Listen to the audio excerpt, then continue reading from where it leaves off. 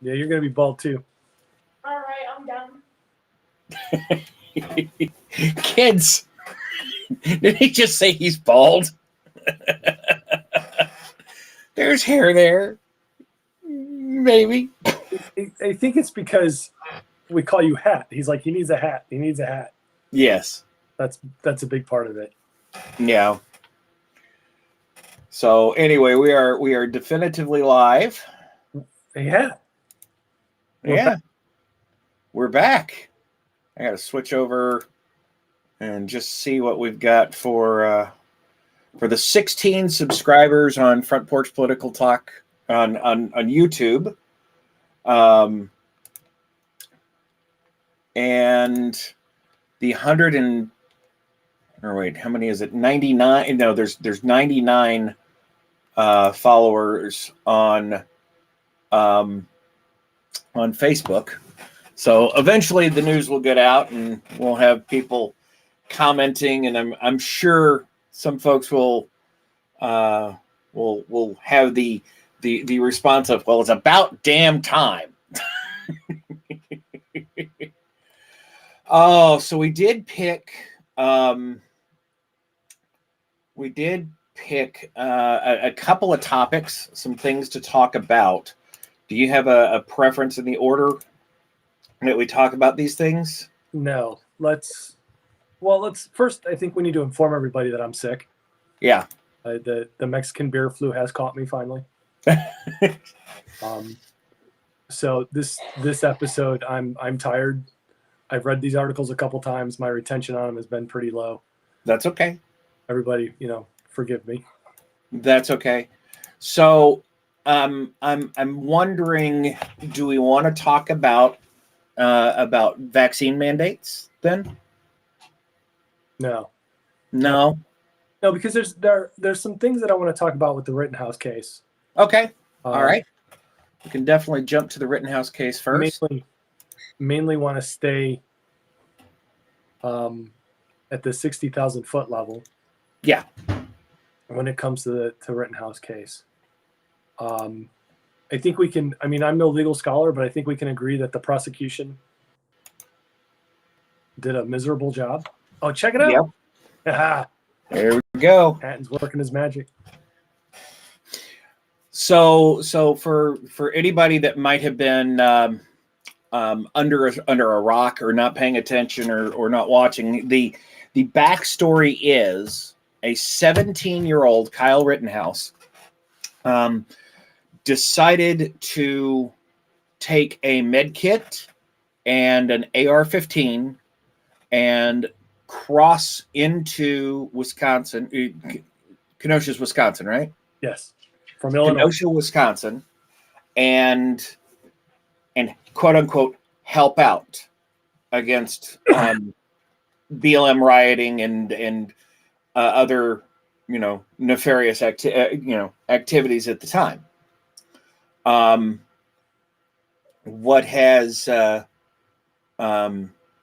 What happened then is what's on trial now, because Kyle Rittenhouse discharged his weapon, injured one, and killed two people. Kyle is now 18, and his defense has been self-defense. Yep. And correct me if I'm wrong here, Ken, but his attorneys have done an absolutely strong they've made a strong case for self-defense, and that case was backed up by the prosecution's witnesses. Yes. Yeah, very much so. The witnesses for the prosecution basically made the defense's case for him. Mm-hmm. Yeah, it's interesting because even the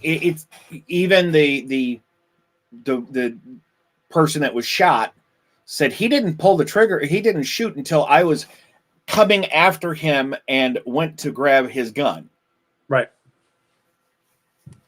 and there's another. I don't have the image here, but there's another article where it just has the prosecution's the prosecutor's hands in his head in his hands like this. Just Yep. Just smoked. But now a lot of the analysis. Why do you think the Kenosha DA brought this case to trial? If I had to guess, I say it was a high profile case and the DA was going to make a name for himself. Okay. I mean, that's the only thing I can think of. Or he's just an incompetent DA, didn't do his due diligence on the case. Well, in a lot of cases, you get you have individuals say, this is a self-defense case. It's easily a self-defense case. There's these cases normally don't make it to trial. Well, and one of the what's that? Here's the interesting point about this case, though. And Kenosha, it's Kyle's hangout, even though he's from Illinois.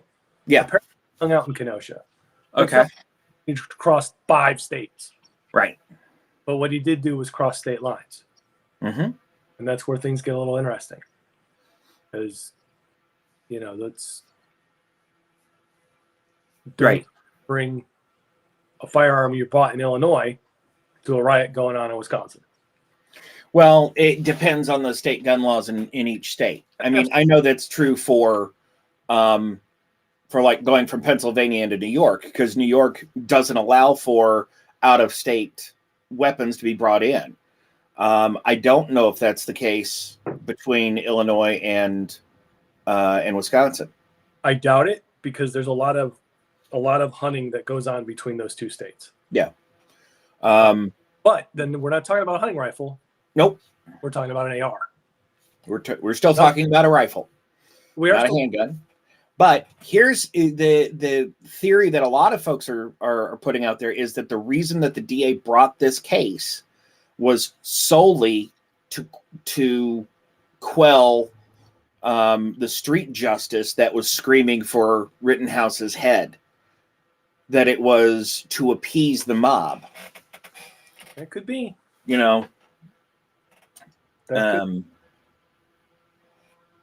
It's not a really good reason to prosecute somebody. No, it's absolutely not. And they thought that the defense wouldn't. I don't know. But now this has gotten even worse, because here's the political side of this. We now have individuals in Black Lives Matter, or the cousin of George Floyd, the cousin of George Floyd. They're all saying, if this doesn't go the way that we want, we're going to get our justice no matter what. Right. And that is quite honestly scary, because it is. But that's a perfect segue, Hat. You're a genius. Look at what this guy's doing in New York. Yeah. Oh yeah. If you don't give us, if you don't do what we want you to do, we're going to riot. Right. You bring back the plainclothes gun unit, and I'm going to burn the city down. Yep. So let's hear. Eric Adams is the mayor elect in New York City. And real quick, Brian Croak, a friend of mine from the Chaplain Croak, has made the comment that I bring my firearm with me from when I travel state to state, but I always check the legalities before I take it out of my state. That's the key there. I don't think Eric would not have known those legalities, especially if he's trained in firearms. So let's go ahead and hear what Eric Adams here has to say about policing ideas.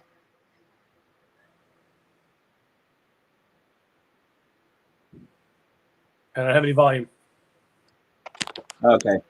Don't have volume here. Let me fix that. I may have to remove it and re-add it because I may not have brought in the sound. Oh, I didn't. Yep. Well, the one thing about the Kyle Rittenhouse case that I really wanted to touch on, Yeah. was how he started a GoFundMe and it got canceled. Sorry, everybody. It had a GoFundMe and it got canceled. It got canceled. Yeah. Was it canceled by GoFundMe or was it canceled by the family? By GoFundMe, because Okay. they didn't want to support someone who was, actively shooting people. Yeah, and that honestly, that could be a very easy, that could be a very easy way to protect the company, because honestly, would you want your company's name linked with, paying the defense fees for somebody who just went, I'm going to go shoot people? No. So that's, I can see the business sense behind that. But Brian also asks the question in here. Let me bring in the chat here. Is that coming up? No, it's not. Okay, that's not going to work. This is a new platform, by the way, and I'm really liking it. I'm liking it too. This is cool. So, but Brian asked the question: can the state be forced to pay Rittenhouse's attorney's fees? I don't know. I don't think so. I don't know. Honestly, I think Rittenhouse has two other cases at least coming up against him. If he is acquitted, I think he's looking at wrongful death suits from the families. Yeah, probably. And so that then, is where a GoFundMe or something similar might work better than the criminal defense case. Yeah. So, all right, let's go ahead and jump back in. I have fixed the audio issue, so let me go ahead and bring this in. People in our offices now, they're going to have their body cameras on every interaction. We're going to use precision policing to identify the gang members, the crews. We're going to target them. That is my focus, targeting the gang crews and the guns in our cities. We're going to have well-trained officers knowing conflict resolutions. The supervisors are going to closely monitor them, and they're going to review the video footage. Those officers who are abusing their authority, they'll be held accountable, and if they continue, they will be removed from my department. So you're going to see a better style. So, talk about being very, that's a very unflattering, there we go. It's an unflattering pause point. Yeah. Talk about, setting a tone for having these, these gun units, they're going to be monitored, they're going to be trained, they're going to have the tools and the resources they need to carry out their mission, which is, I think, critical when we're talking about this whole issue with police. They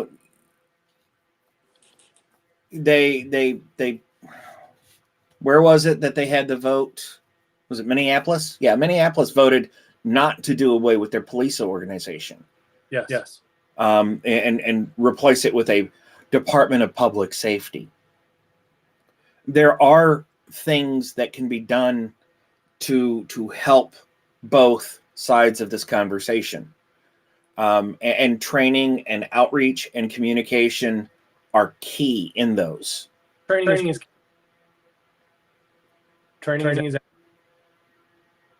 Yeah. So I don't know. It's interesting because this is a response to Black Lives Matter leader Hawk Newsom saying if they put out gun crews or armed police again, we're going to riot. Well, this isn't a city where if you go into the subway at the wrong time, there are people just randomly shoving people, trying to get them to go, trying to push them on the tracks. Right. There are people that are just going about their everyday life being attacked. And not because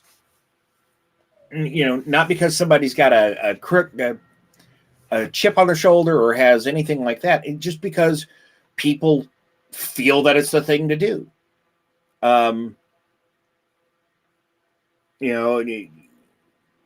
Having an armed police force, an armed and well-trained police force is crucial in addressing that. Absolutely. Apparently the Bills just did something well. Sarah just screamed from the bottom. It was 10-0 when I came up. So Nice. We're recording, by the way, on a Saturday afternoon or a Sunday afternoon, and He had just heads up. Yeah. I'm back. You're what? I'm hearing the phone. Okay, here let me turn that off. We'll take that back through. That should be better. Think so. Yeah, you were cutting out a little bit. Yeah, some things to maybe bringing in the audio. Maybe I need to do it a different way. There are other ways that I can do that. But yeah, the New York City, instead of electing, these elections that just happened are definitively proof that individuals are not putting up with the socialist narrative BS that's been going on. Right. There's definitely a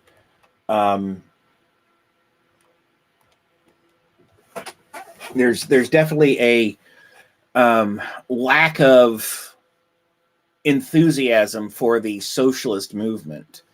Eric, in New York City, there was somebody to the left of de Blasio. Yeah.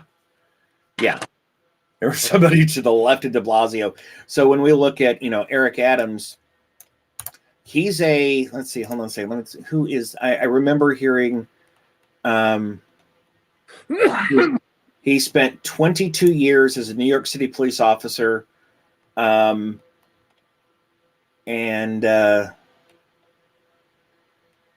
was the Brooklyn Borough president.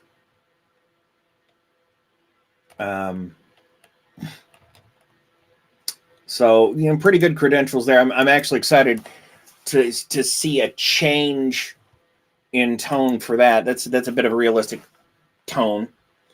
The other one, and this is definitively a local story for me, but and I don't have an article on this one, but in Buffalo, did I tell you about the Buffalo mayoral candidate or campaign? Yes. Okay. So India Williams is a socialist Democrat or democratic socialist or whatever she wanted to call herself, that beat the kind of centrist candidate in Buffalo, and he won on write-in, and now they're calling for him to be removed from all of his leadership roles in the Democrat Party because he dared challenge the system. Love it. Good for him. And he won by 60%. Oh, jeez. Yeah. Yes. Right in 60%. Wow. So definitively there's some good news there. Look at what happened in Jersey with Ed Durr. Oh yeah. Even though he didn't win, the fact that it was a half a percentage point. He won. Or no, It was less than half a percentage point. He won. What? Yeah, Ed Durr won his race. The truck driver.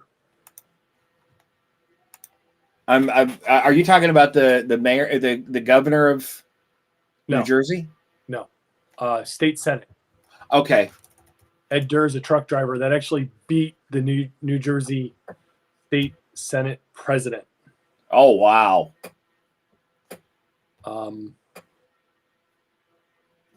And that was spent $169 on his campaign. That's because he was offering somebody different. He was Yeah. offering a different viewpoint. Well, I saw an interview actually through the Bongino report. Saw an article this morning, a quick blurb that he was on the Tucker show. And he just said that the gentleman that he beat was gracious, asked for a recount. He got his recount. He conceded. He called him up, congratulated him. He said everything was above board. It was really nice. And then Ed finished the conversation by saying, if you need anything, call me because now I'm your rep.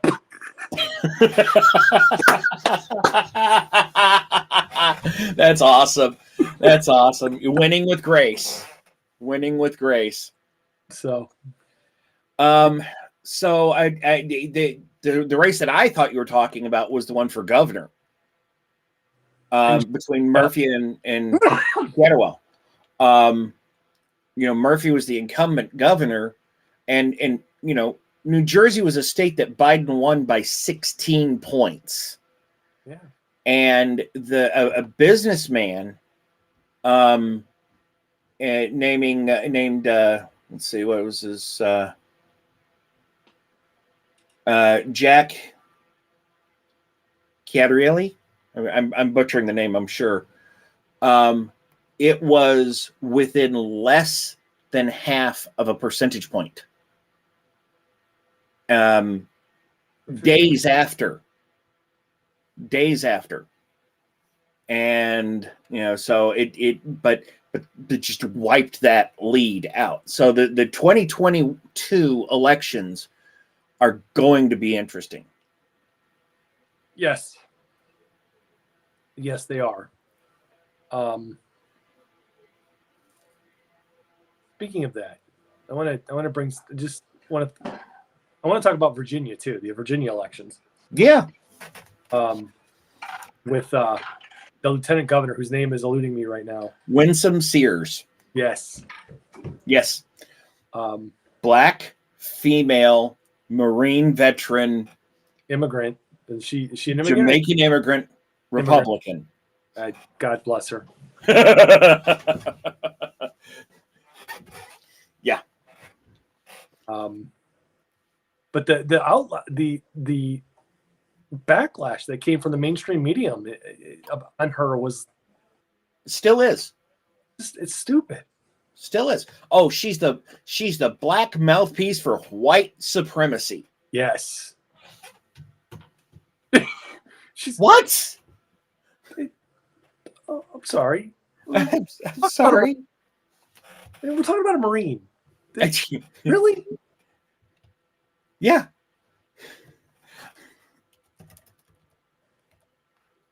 That whole thing just blew my mind. That makes me think of, let's see, where is that? I cannot find that image quickly. Yeah, no. There's I can't find the image, but there was an old image going around, Black Klansmen for peace and inclusion. I'm not going to share it. I'm not. I stumbled into a very politically incorrect video on YouTube, and it was absolutely hilarious. Oh yeah, I can't do it. That's okay. That's more than okay. But yeah, the Virginia election is really rocking the Democrats. They are scared. And rather than, I actually put a post on the Facebook page where I said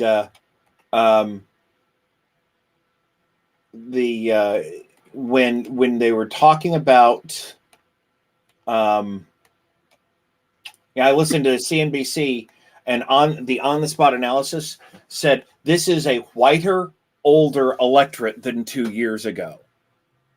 And they kept pounding that narrative. They cannot accept that people did not accept their messaging and their candidate. No. When you have, and let's be fair here, Terry McAuliffe it was his race to lose at the beginning. Yeah. And he did a spectacular job of it. He literally said, no, parents don't have a right to have input to their children's education. Guess what vote that immediately shifted to his opponent? The Republican, or the white female vote. Yeah. And the whole, that was huge. And then, there aren't enough. The problem with today with the education system in Virginia is that there are too many white teachers. These are the kinds of things that get said and can't be unsaid. No. No. But can you imagine if one of us said the problem with the educational system wherever we are is because there's too many black teachers? I mean, it's such an ignorant, stupid comment. Well, I mean, in Buffalo, they literally said one of the job requirements for being superintendent at one point in time, this has been changed, but the job requirement for being superintendent was that you had to be black. For the school system? Yep. To be the Buffalo Public Schools superintendent. Right. It's ridiculous. It is. Well, I'm going to blame Biden when he said he had a woman of color as his VP. Mm-hmm. Not that there aren't women of color capable of doing the job, but you end up blocking out a group of other people that could be better. Let me rephrase that. Any of them would have been better. Hey, Vice well, President. apparently, Condoleezza, I have Condoleezza Rice on my brain now. Apparently, Kamala has now been to Europe. Yeah.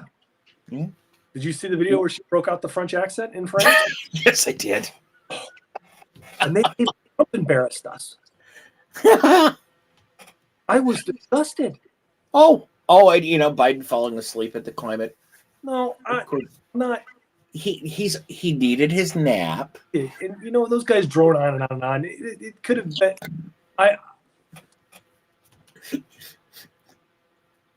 True.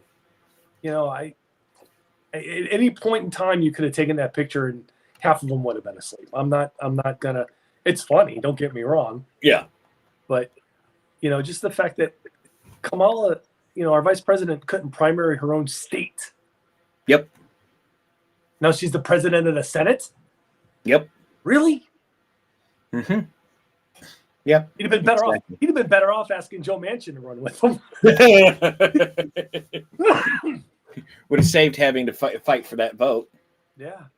So, all righty. Well, we're at about the half-hour mark. Well, hang on. Let's bring up one more point before we wrap. All right. You're talking about the 2022 election. Yes. What do you think is going to be Trump's finger over all of that? Well, okay. So statistically and historically, when the White House changes hands, the Senate typically and the Congress is in the hands of the party that takes the White House. In the midterms, the opposite party will take the the House and Senate. Well, we'll take the House. Sometimes we'll also take the Senate. There's not a lot of, I mean, the Senate's 1 or 2 votes split. And I don't know who's up for election in,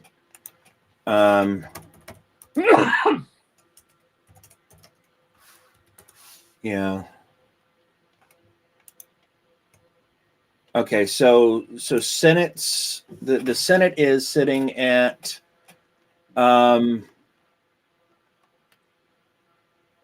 there's really 6 contested seats.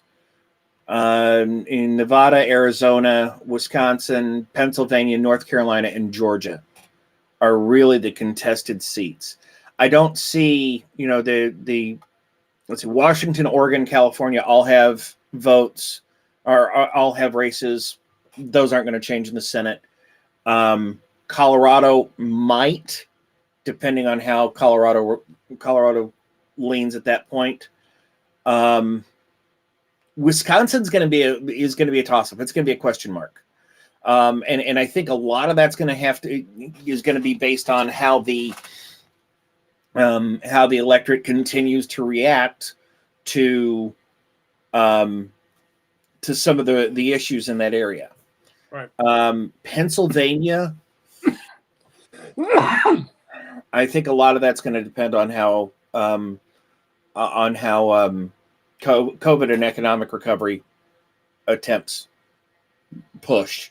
If we see the Democrats get a good hold on actual realistic economic and recovery, Pennsylvania may be Democrat at that point. North Carolina and Georgia, I don't think those are toss-ups. Honestly, they've got Florida leaning red, which means that somebody there thinks that there's a chance that Florida is going to flip. I don't see that happening. Flipping to Democrat. No, it's not going to happen. That's not going to happen. Not right now. And there's 2 independents. So it's currently it is sitting at 50-48 with the independents siding with the Democrats. So it's 50-50 basically.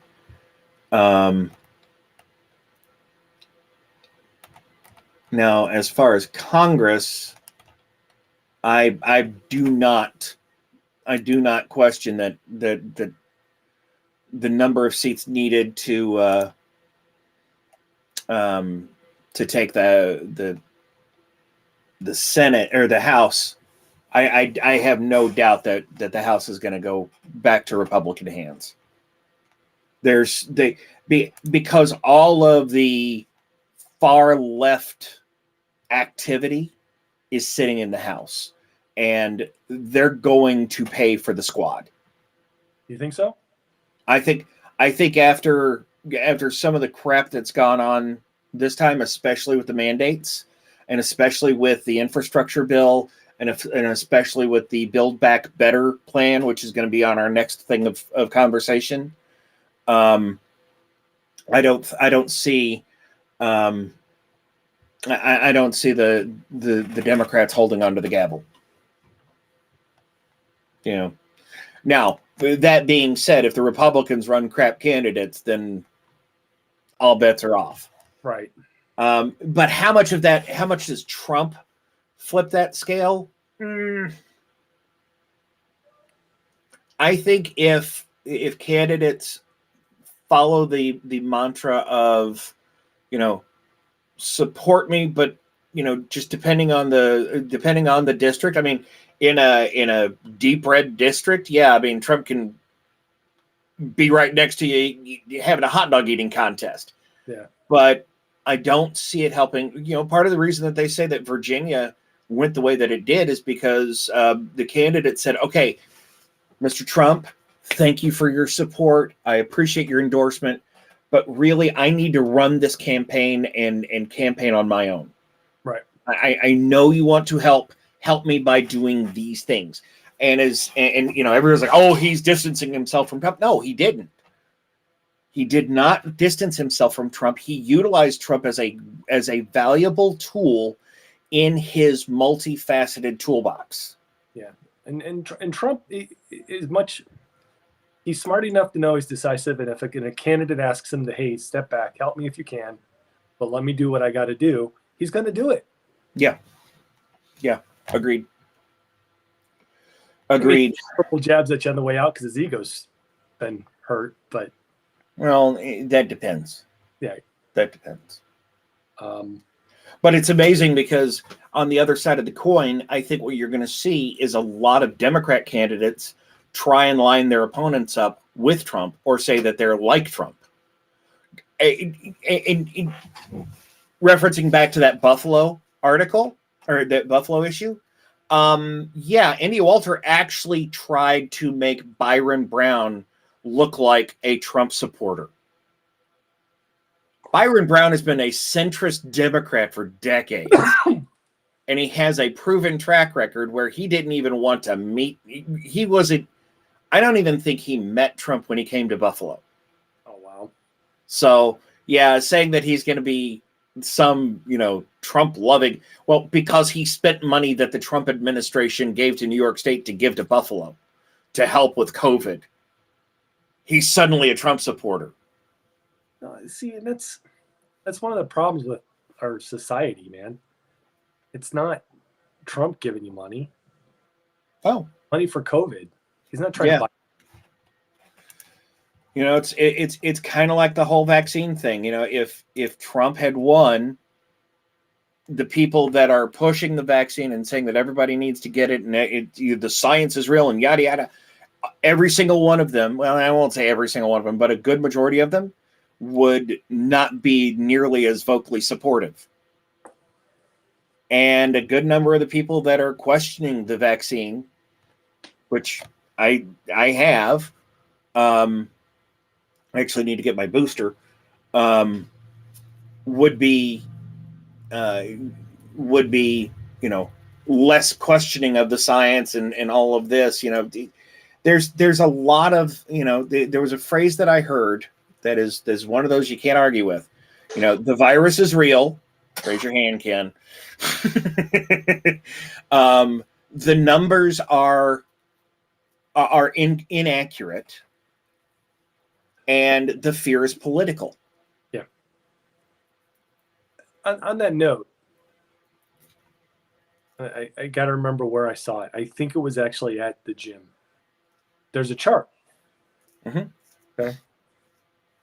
And the very top number in the chart in red is total cases. Yep. Down here on the chart is total deaths, and it's like Mm-hmm.